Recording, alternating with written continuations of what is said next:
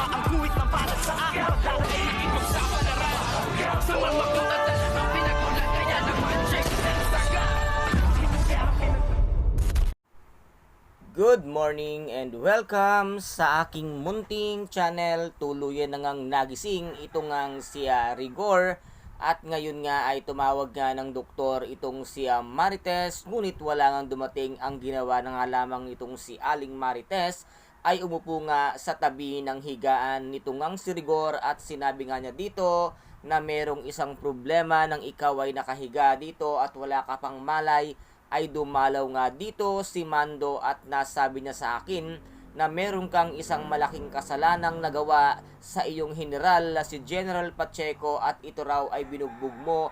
At pinabi naman nito ngang si Rigor ang kanyang dahilan kung bakit nga niya ito nasaktan at nabugbog dahil nga ikinumpara siya sa kanyang anak daw na kriminal. Kung makapagsalita ka naman, Rigor, akala mo naman ay napakabuti mong pulis at napakagaling mong ama dahil ikaw ay masahol ka pa kay Tanggol dahil nga kahit nasabihin nating hindi mo siya tunay na anak, wala kang karapatan para pagmalapitan siya kung kaya't ang mangyayari sa ngayon ay karma mo lamang dahil sa kasamaan ng iyong ugali. Kaya't dito naman nang sabihin nga ni Aling Marites ang lahat ng kanyang nalaman tungkol nga sa ginawa niya sa kanyang general at sinabi nga niya dito na sana daw ay pinagpasensyahan at hindi niya na pinatulan ang kanyang general dahil maaari siyang masibak or matanggal sa kanyang trabaho. Nang sabihin nga ito ni Aling Marites ay dali-dali ngang tinanggal nitong si Rigor ang mga nakakabit sa kanya at bumangon nga ito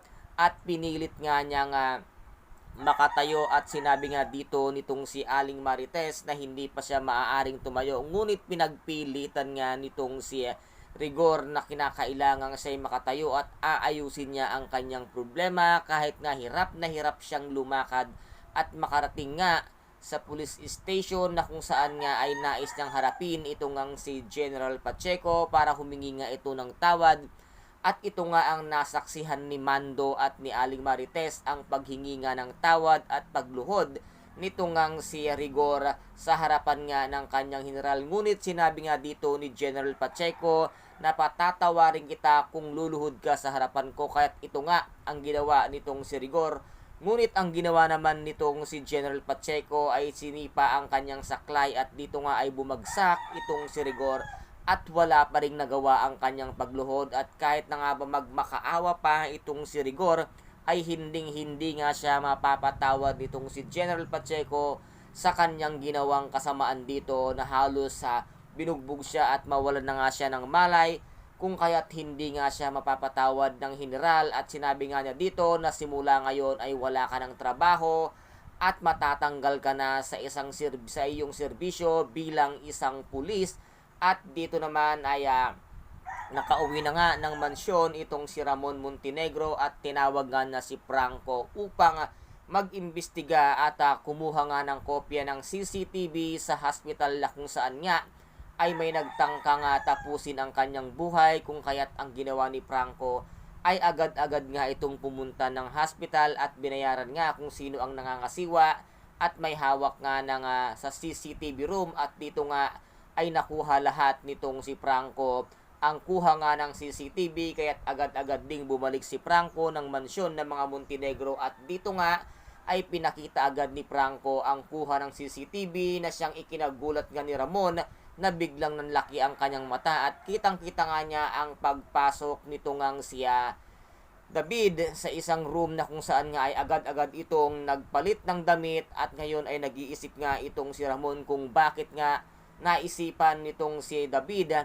na patayin at tapusin ang kanyang buhay. Kaya pala simula pa lamang nang makita na ito at ipakilala sa kanya nitong ngang si Olga ay wala nga siyang maramdaman na lukso ng dugo kung kaya't ganun na lamang pala kabigat ang kanyang pakiramdam sa binata dahil hindi niya nga pala ito tunay na anak. Kung kaya't ngayon ay nasabi nga niyang ako mismo ang tatapos ng buhay ng binatang ito na isang impostor na ngayon ay pinapaikot lamang pala tayo kung kaya't ngayon ay alam na nito ngang siya Ramon ang katotohanan at hindi nga ito alam ni David na nagpaimbestiga pala itong si Ramon na ngayon nga ay matotodas ka na, David, dahil ito na ang katapusan mo at alam na ni Ramon ang katotohanang ikaw ang nagtangka sa kanyang buhay. Kaya guys, ito po ang ating pakaaabangan sa mga susunod na episode dito nga sa FPJ ang Batang Quiapo. At kung nagustuhan po ninyo ang aking videos for today,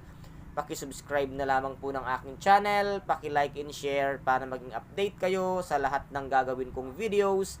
Maraming salamat po. Ingat, God bless, and bye-bye!